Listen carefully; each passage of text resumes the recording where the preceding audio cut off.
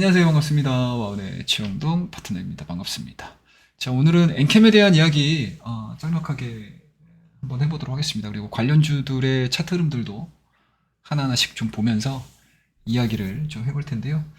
일단은 엔캠의 주가 상승이 너무나 좋습니다. 그에 따라서 시가총액이 벌써 지금 7위까지 올라간 상황이에요. 7위까지 올라간 거에 대해서 놀라운 것이 아니고 이 7위를 함으로 인해서 얻을 수 있는 유효무형의 장점들이 극대화될 수 있다라고 저는 생각을 하고 있습니다. 그래서 그런 부분들은 이 이야기의 끝자락에서 말씀 좀 드릴 거고요. 일단은 엔캠이 이렇게까지 올라갈 수 있었던 가장 큰 요인들을 좀 보셔야 될 것 같아요. 일단은 뭐 첫 번째로는 이제 미국의 IRA 영향으로 인해서 탈중국 필요성이 굉장히 좀 높아지고 있다라는 거고요.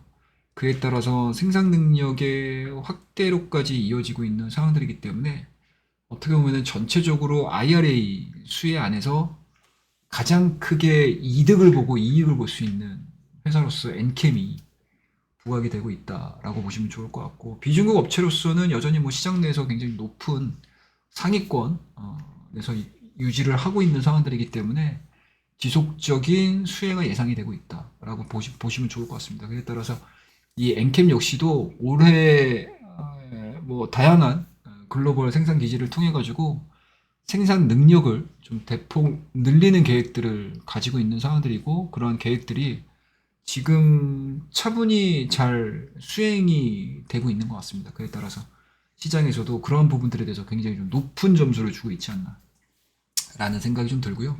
그리고 주요 원재료 기업들과의 뭐 끈끈한 관계가 좀 이루어지면서 회사 내에서도 수직 계열화가 굉장히 좀 잘 진행이 되고 있고, 내재화 역시도 엄청나게 빠르게 지금 빠른 속도로 진행이 되고 있는 회사가 바로 엔캠이다 라고 보시면 좋을 것 같습니다. 일단은 뭐 중국 틴치에 이어서 이제 글로벌 2위를 목표로 하고 있고, 뭐 수년 내에는 뭐 사측에서는 1위까지도 도약을 하겠다, 넘보겠다라는 이제 목표를 설정을 해놓고 사업을 지금 키워나가고 있는 상황들인데, 일단은 글로벌 2위까지 도약하는 것만으로도 주가에 대한 상승이 과연 어디까지 갈지 굉장히 좀 궁금하다라고 생각을 하고 있습니다. 그리고 올해 생산 능력을 보시게 되면 지난해 45만 톤이고 올해는 그 이상의 2배에 가깝죠. 80만 톤 확대까지 하겠다는 사업 계획을 지금 발표를 하는 상황들이기 때문에 이러한 부분들에 대해서 시장에서 과연 어떻게 계획이 되는지 하나씩 좀 보도록 하겠습니다. 그거에 앞서서 일단은 뭐 엔캠의 글로벌 생산 공장을 좀 보셔야 될 것 같은데요. 일단은 뭐 한국에는 천안과 제천에 있고요. 중국 같은 경우는 조장, 장강, 항저에 세 군데가 있습니다.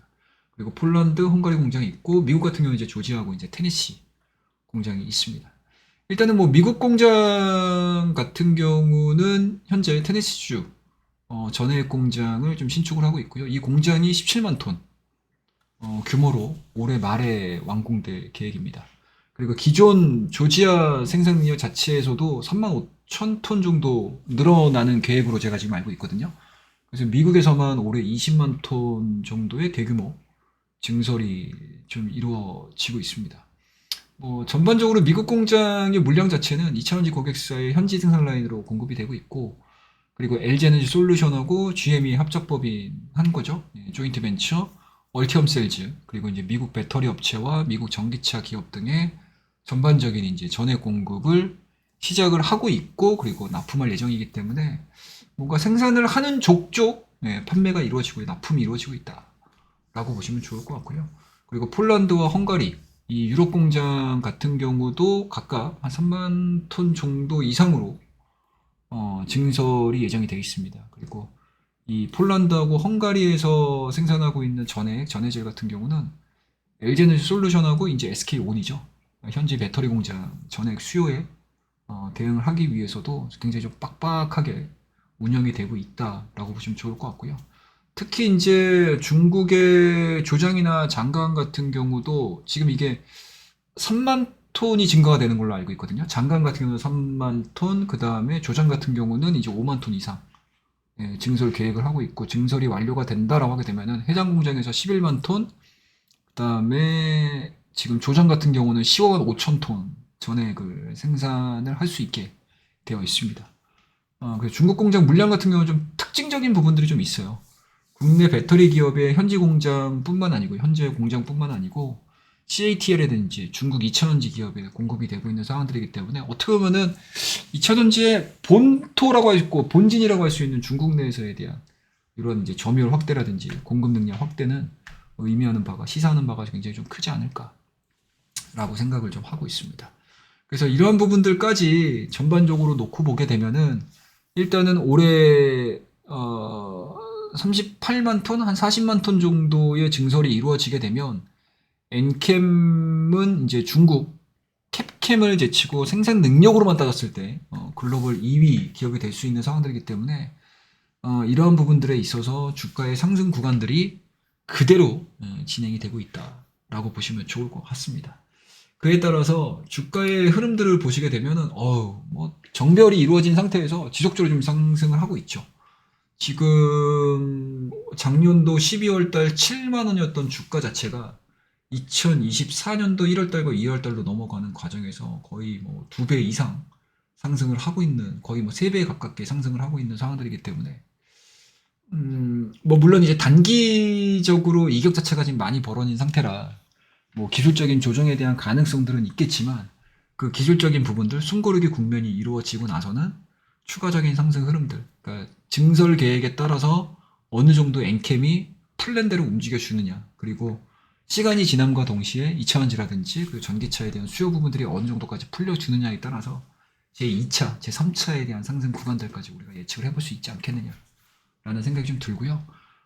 그에 따라서 이제 관련주들에 대한 움직임들도 굉장히 오늘 같은 경우 되게 두드러지게 좀 나타났다는 것 같습니다.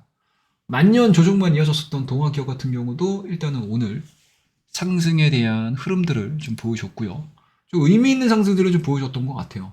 그러니까 깃발령이 이루어지는 과정에서 75,000원대, 78,000원대를 고점으로 하락세가 좀 진행이 됐었던 이러한 모습들을 좀 보여줬지만 오늘 같은 경우는 대량 거래량을 동반을 해서 이러한 이제 하락 추세 자체를 강하게 돌파를 시키는 그런 모습들을 좀 보여주고 있는 상황들이기 때문에 확실히 엔캠이 보여주고 있는 사업적인 뭐 계획 부분 자체가 주가에 좀 반영이 되고 있지 않나라는 생각이 좀 들고요. 그리고 이제 두 번째 관련 종목이라고 할 수 있는 이 솔브레인 홀딩스 같은 경우도 최근에 보여줬던 12월 달의 고점 자체를 오늘 대량 거래량을 동반을 해서 상승, 돌파 흐름들을 좀 보여주고 있는 상황들이기 때문에 일단은 솔브레인 홀딩스 같은 경우는 반도체 플러스 전에 기업이어가지고 이 양수겸장을 노릴 수 있는 대표적인 기업이다라고 보시면 좋을 것 같습니다. 자, 그 다음에 마지막으로 볼 수 있는 종목이죠. 덕산 테코피아.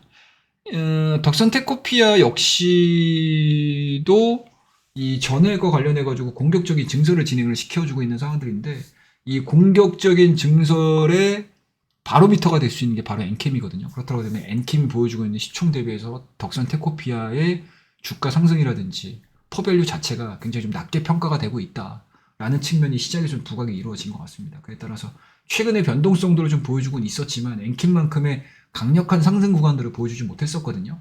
하지만 덕산 테코피아도 아마 시장에서 바라보는 시각 자체가 굉장히 좀 달라질 수 있는 여건들 자체가 갖춰져 있는 상황들이기 때문에 저는 개인적으로 엔캠에 대해서 부담감을 갖고 계시는 분들 같은 경우는 후발주자라고 할 수 있는 덕산 테코피아에 대한 관심도 가져가면서 트레이딩, 대응을 한번 해보시게 되면 좋은 결과가 있지 않겠느냐라고 말씀드릴 수가 있을 것 같고, 그리고 제가 앞서 서두에도 모두에도 말씀드렸다시피 이 엔캠의 시총 7위까지 올라왔던 이 부분들이 숫자상으로 이야 7위까지 올라왔어? 이게 중요한 게 아니고요. 5월 달에 있을 MSCI 신규 편입까지도 시장에서는 좀 기대를 해볼 수가 있는 상황들이기 때문에 수급적인 부분들이 굉장히 좋은 이점, 강점 이런 부분들이 좀 부각이 될 수 있어요. 그래서 뭐 최근에 주가에 대한 상승 구간들을 단순하게 시장에 대한 스토리 그리고 엔캠의 성장에 대한 스토리들로서 지금까지 끌고 왔다라고 하게 되면 오히려 시간이 점차 5월달 그리고 MSCI 편입 시기까지 가는 과정에서 시장에서는 오히려 수급적인 이슈까지도 불거질 수 있는 상황들이기 때문에 엔캠에 있어서는 그 어느 때보다도 좋은 시기를 보내고 있지 않나라고 생각을 하고 있습니다. 그래서 엔캠에 대한 오늘 중요 이슈들, 그리고 일정들, 그리고 사업 계획들, 그리고 5월 달에 있을 MSCI와 관련된 일정적인 부분들에 있어서 수급 요인들을 먼저 잘 체크 한번 해보자 라는 것들에 대해서 오늘 이 시간에 여러분들에게 이야기를 좀 해드렸습니다. 그래서 보유하고 계신 분들 같은 경우는 다시 한번 좋은 기운을 받으셔서 더 좋은 수익률을 내시기를 바라겠고, 엔캠에 대해서 너무 많이 올라가는데 자세한 내용들을 알지 못했었는데 라고 하셨던 분들 같은 경우는 이번 시간에 안에 있는 내용들을 잘 참고를 하시게 되면 좋은 매매가 되지 않겠나라고 생각하고 있습니다. 자, 그러면 오늘 엔캠과 전해질 관련주들에 대한 이야기들 여기까지 마무리하고요. 다음 시간에는 더 좋은 이야기들을 가지고 여러분들 곁에 찾아뵙도록 하겠습니다. 자, 그럼 다음 시간에 인사드리도록 하겠습니다. 자, 오늘 내용이 도움이 되셨다면 구독과 좋아요, 알림까지 꼭 부탁드리도록 하겠습니다. 감사합니다.